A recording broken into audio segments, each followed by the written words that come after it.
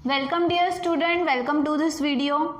Now as you know हम लोग जो है वो रेस्पिरेशन पढ़ रहे हैं। रेस्पिरेशन में भी हम स्पेशली जो है वो एरोबिक टाइप ऑफ रेस्पिरेशन पढ़ रहे हैं। एरोबिक टाइप ऑफ रेस्पिरेशन में हमने देखा the whole process is carried out into 4 step. ठीक है, सबसे पहला है ग्लाइकोलिसिस, उसके बाद में है ब्रेकडाउन ऑफ पायरुवेट, उसके बाद में है क्रेब्स साइकिल और उसके बाद में ईटीएस साइकिल। ठीक है, अब जो है वो आप लोगों में से किसी को डाउट है या मतलब आप लोगों में से डाउट आया था कि जो भी माइटोकॉन्ड्रियल मैट्रिक्स है या इनर मेम्ब्रेन और इनर वॉल ऑफ माइटोकॉन्ड्रिया है, वहाँ पे कौन सी एग्जैक्टली कौन सी रिएक्शंस होती है रेस्पिरेशन में। तो आपको बता दूं कि माइटोकॉन्ड्रियल मैट्रिक्स जो है, ठीक है, mitochondrial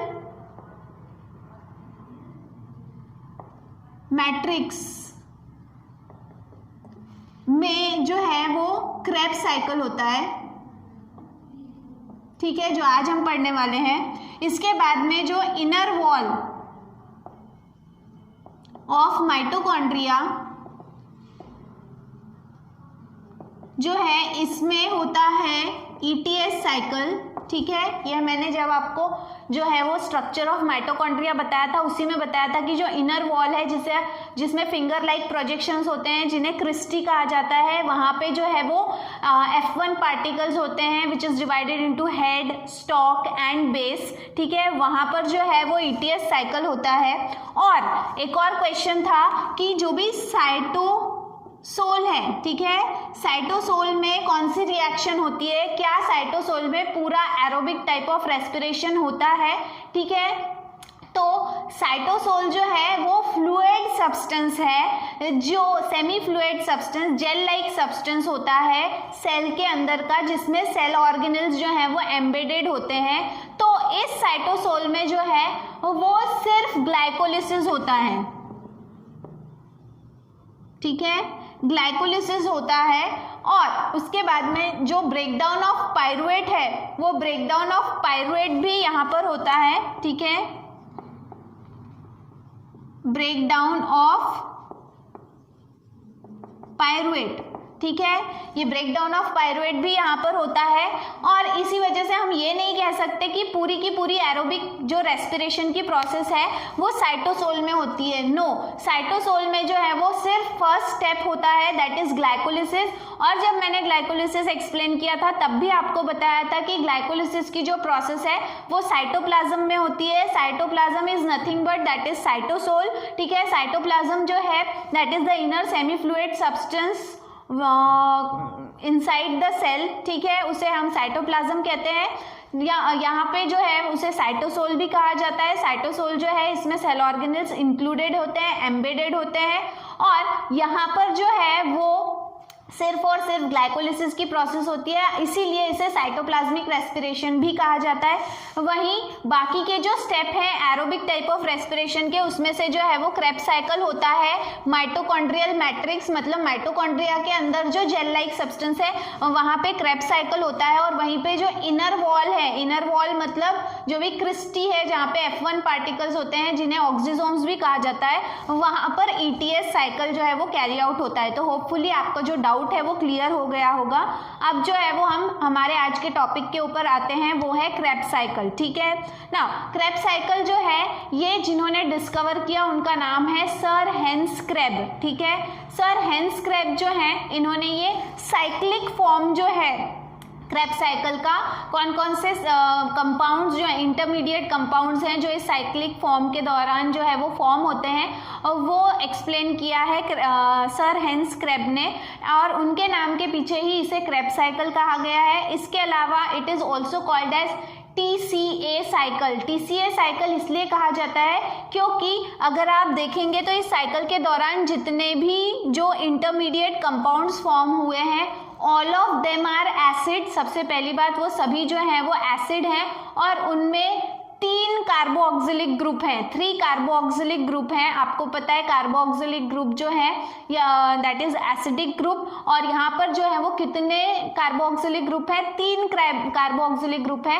that is why it is also called as tri carboxylic acid cycle, जिसका शॉर्ट फॉर्म है TCA साइकिल। ठीक है, इसके बाद में the cycle is also called as citric acid cycle. Why it is called as citric acid cycle? Because the first compound which is formed, जो पहला compound form हुआ है वो है, यहाँ पे दिख रहा है साइट्रेट। जितने भी आप यहाँ पे इंटरमीडिएट कंपाउंड देखोगे उस सबके आखिरी में ATE लगा है, जितना भी ATE लगा है वो सभी एसिड हैं। ठीक है, तो either you can call it as citrate या फिर साइट्रिक एसिड। ठीक है, तो सारे के सारे ये जो हैं वो एसिड हैं। नाउ यहाँ पर जो है, इसीलिए जो पहला कंपाउंड इस प्रोसेस के दौरान जो तैयार हो रहा है उसे कहा जाता है क्या? साइट्रिक एसिड, और that is why the cycle is called as citric acid cycle. ठीक है, नाउ क्रेब्स साइकिल जो है इसमें सिर्फ आपको इंटरमीडिएट कंपाउंड्स जो हैं वो कैसे कैसे फॉर्म होते हैं वो आपको देखना है। ठीक है, अब देखो यहाँ पे क्या हो रहा है। सबसे पहली चीज यहाँ पे जो हमने ब्रेकडाउन ऑफ पायरुवेट देखा था which is called as link reaction.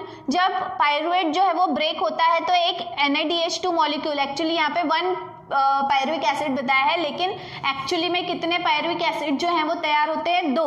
तो अगर हम यहाँ पे हमने सिंगल के हिसाब से बताया है, लेकिन अगर आप डबल के हिसाब से देखोगे तो यहाँ पे हमेशा जो है वो क्या होंगे? 2 क्या फॉर्म होंगे?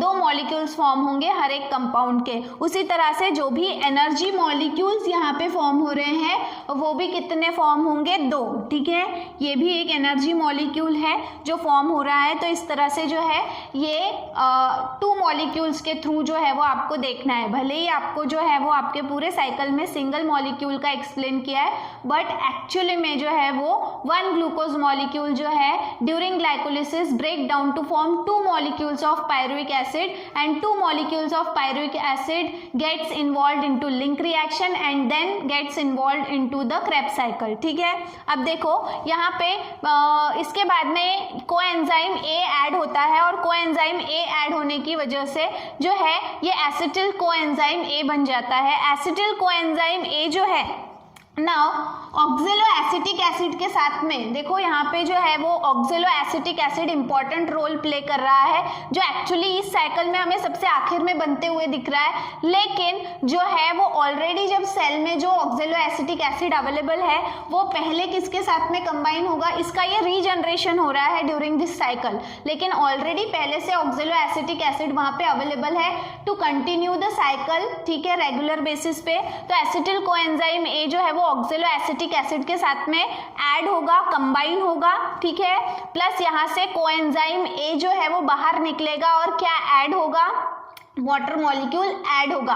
ठीक है, दैट इज वाई जो है इसे क्या कहा गया है? डिहाइड्रेशन। ठीक है, सॉरी यहाँ पे ये वाला जो है यहाँ पे अभी देखो यहाँ पे जो है क्या हुआ है कि वाटर मॉलिक्यूल जो है वो ऐड हो रहा है और कोएंजाइम जो है वो बाहर निकल रहा है टू फॉर्म साइट्रेट। पहली स्टेप में क्या हो रहा है? Acetyl coenzyme A is getting combined with oxaloacetic acid to form citric acid, which is also called as citrate, which is the first product of this cycle. That is why the cycle is also called as citric acid cycle. एक चीज बिल्कुल ध्यान में रखेंगे, ये जो भी यहाँ पे अंदर में सर्कल के अंदर में जो लिखे हुए हैं रेड कलर से, वो सभी जो है वो एंजाइम के नाम हैं। Each and every step is catalyzed by the presence of enzyme. हर एक स्टेप जो है उसे कैटेलाइज करने के लिए यहाँ पे एंजाइम्स अवेलेबल हैं और उन एंजाइम्स के प्रेजेंस में ही ये रिएक्शन होती है। ठीक है, then the step is called as, यहाँ पे जो 1 2 3 बाहर सर्कल के बाहर है that is the name of the step. ठीक है, आप अगर 11th की बुक में देखोगे तो आपको सिर्फ स्टेप्स दिए हुए हैं, उसका एक्सप्लेनेशन नहीं दिया है, लेकिन जो मैं आपको नोट दूंगी उसमें उसका एक्सप्लेनेशन भी मिल जाएगा। ठीक है, नाउ इसके बाद में जो है वो citrate is converted into cis aconitate in the presence of aconitase enzyme. और जो वाटर मॉलिक्यूल ऐड हुआ था वो वाटर मॉलिक्यूल अब यहाँ से क्या हो रहा है? बाहर निकाला जा रहा है। That is why the step is called as dehydration. ठीक है, इसके बाद में cis aconitate is converted into isocitrate again with the help of aconitase enzyme, and यहाँ पे वापस से वाटर ऐड हो रहा है। आपके बुक में थोड़ा सा करेक्शन है कि वहाँ पे डिहाइड्रेशन लिखा है, एक्चुअली डिहाइड्रेशन नहीं, वहाँ पे सिर्फ हाइड्रेशन चाहिए क्योंकि वाटर मॉलिक्यूल फिर से ऐड हो रहा है, ठीक है। Then isocitrate is converted into oxalosuccinic acid in the presence of enzyme isocitrate dehydrogenase, ठीक है।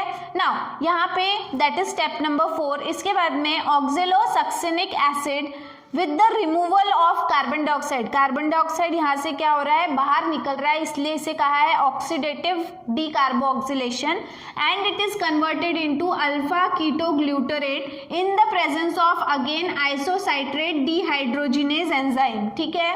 देन इसके बाद में जो है देखो अल्फा कीटोग्लूटरेट जो है इसमें कोएंजाइम ए ऐड हो रहा है। ये कोएंजाइम ए कौन सा है, जो यहाँ से निकला हुआ था, यही कोएंजाइम ए जो है वो वापस से किस में ऐड हो रहा है, अल्फा कीटोग्लूटरेट में, और कार्बन डाइऑक्साइड फिर से यहाँ पे बाहर निकल रहा है। That is why the step is called as oxidative decarboxylation, ठीक है ना। यहाँ पर ये पूरी प्रोसेस जो है जिसमें सक्सिनिल कोएंजाइम ए फॉर्म हो रहा है, it is catalysed by the enzyme alpha ketoglutarate dehydrogenase complex enzyme, ठीक है।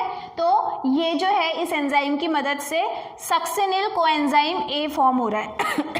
अब देखो यहाँ पे दो स्टेप है, एक है जब अल्फा कीटोग्लूटरेट जो है वो सक्सिनिल कोएंजाइम ए बना रहा है और आइसोसाइट्रेट जो है वो ऑक्जेलो एसिटिक एसिड बना रहा है, ठीक है, या सॉरी ऑक्जेलो सक्सिनिक एसिड बना रहा है। यहाँ पे देखो NADH+ मतलब NADH2 आप बोल सकते हो, NADH2 molecule which is a type of energy molecule तैयार हो रहा है, ठीक है। यहाँ पे जो है वो भले ही सिंगल दिखाया है लेकिन इस स्टेप में भी 2 NADH2, इस स्टेप में भी 2 NADH2, टोटल हो गए 4, ठीक है ना। इसके बाद में नेक्स्ट सक्सिनिल कोएंजाइम ए जो है that is getting converted into succinate, क्यों, क्योंकि उसमें जो कोएंजाइम ए है वो अब वापस से क्या हो जाएगा, बाहर निकल जाएगा, किसकी मदद से, enzyme succinyl coenzyme A synthase enzyme, ठीक है। देन यहाँ पे एक और चीज हो रही है, देखो 2 एनर्जी मॉलिक्यूल्स फॉर्म हो रहे हैं, एक अंदर की तरफ दिखाया है विच इज FADH2, ठीक है। FADH2 ये एक एनर्जी मॉलिक्यूल है जो यहाँ पे तैयार हो रहा है। आपको एक दिखा रहा है लेकिन आपको कंसीडर करना है 2, क्योंकि मैं पहले ही बता चुकी हूँ कि एक नहीं 2 पायरुविक एसिड मॉलिक्यूल्स तैयार होते, तो हर एक जो यहाँ पे सिंगल दिखाया है वो डबल होगा, ठीक है। प्लस यहाँ पे एक्चुअली जो है वो कन्वर्शन होता है, GDP will convert into GTP, GDP मतलब गोनोसिन diphosphate, that is converted into गोनोसिन triphosphate, क्योंकि उसमें एक और फॉस्फेट ग्रुप ऐड हो रहा है, ठीक है। लेकिन बाद में लेटर ऑन इट इज जो है वो कन्वर्टेड इनटू, मतलब जैसे ही GTP फॉर्म होता है वैसे ही तुरंत जो है वो कन्वर्ट कर दिया जाता है इनटू ATP, ठीक है। तो इन शॉर्ट हम बोल सकते हैं कि एक्चुअली यहाँ पे जो एनर्जी मॉलिक्यूल फॉर्म हो रहा है वो है ATP मॉलिक्यूल। अगेन यहाँ पे एक दिखाया है लेकिन फॉर्म कितने हो रहे हैं, 2, and the step is called as substrate level phosphorylation, मतलब यहाँ पे एडिशन किसका हो रहा है, फॉस्फेट का एडिशन हो रहा है which is called as phosphorylation, ठीक है, मतलब यहाँ पे ATP फॉर्म हो रहा है। देन इसके बाद में succinate is converted into fumarate with the help of enzyme succinate dehydrogenase enzyme and the step is called as dehydrogenation, ठीक है। then fumarate is converted into malate, ठीक है, with the help of fumarase enzyme। Again यहाँ पे जो water बाहर निकला था वो वाटर फिर से क्या हो रहा है, ऐड हो रहा है, वाटर मॉलिक्यूल ऐड हो रहे हैं, that is why the step is called as hydration, ठीक है, which is the 9th step. And last में मेलेट जो है वो मेलेट डीहाइड्रोजिनेज एंजाइम की मदद से वापस से ऑक्जेलो एसिटिक एसिड जो है जिसे हम ऑक्जेलो एसिटेट भी कहते हैं उसे रीजनरेट कर रहा है, and the step is called as dehydrogenation, क्योंकि इस स्टेप के दौरान फिर से वाटर मॉलिक्यूल जो है वो बाहर रिलीज होता है, मतलब पूरे क्रेब्स साइकिल में कहीं वाटर मॉलिक्यूल यूज हो रहा है तो कहीं वाटर मॉलिक्यूल रिलीज हो रहा है। जो भी वाटर मॉलिक्यूल जो है वो ऐड हो रहा है, रिलीज हो रहा है, that is a part of respiration. ठीक है, वो वाटर मॉलिक्यूल कहाँ से आता है ये हम ETS साइकिल में देखने वाले हैं। ठीक है, अब देखो यहाँ पे जैसे ही malate is converted into oxaloacetate, यहाँ पर फिर से NaDH2 मॉलिक्यूल फॉर्म हो रहा है, दैट मीन्स 2। तो अगर हम टोटल देखें तो क्रेब्स साइकिल जो है, ठीक है, क्रेब्स साइकिल में टोटल एनर्जी मॉलिक्यूल्स कितने फॉर्म हो रहे हैं, NaDH2 जो है वो 6 मॉलिक्यूल्स फॉर्म हो रहे हैं। देखो 3 जगह से आ रहे हैं और 3 2 6 क्योंकि हमको 2 कंसिडर करना है। ठीक है, FADH2 मॉलिक्यूल एक ही बार तैयार हो रहा है, दैट मीन्स 2 मॉलिक्यूल्स। और अगर हम ATP की बात करें तो ATP 2 मॉलिक्यूल्स फॉर्म हो रहे हैं। इस तरह से जो है वो इतने एनर्जी जो है वो क्रेब्स साइकिल में जो है वो तैयार हो रही है। लेकिन बाद में later on this NaDH2 and FADH2 is finally converted into ATP form। क्योंकि जो भी हमारा माइटोकॉन्ड्रिया है it can store and use the energy molecule only in the form of ATP। ठीक है, तो इस तरह से जो है वो ये आपका क्रेब्स साइकिल है, इसे आप प्रॉपरली जो है वो देखेंगे और समझने की कोशिश करेंगे। और याद करने के लिए बेटर है कि आप इसे बार बार जो है वो ड्रॉ कर देखेंगे तो आपको ये ज़्यादा अच्छे से समझ में आ जाएगा और याद भी हो जाएगा। ठीक है, तो आज के वीडियो में इतना ही। Till then thank you very much.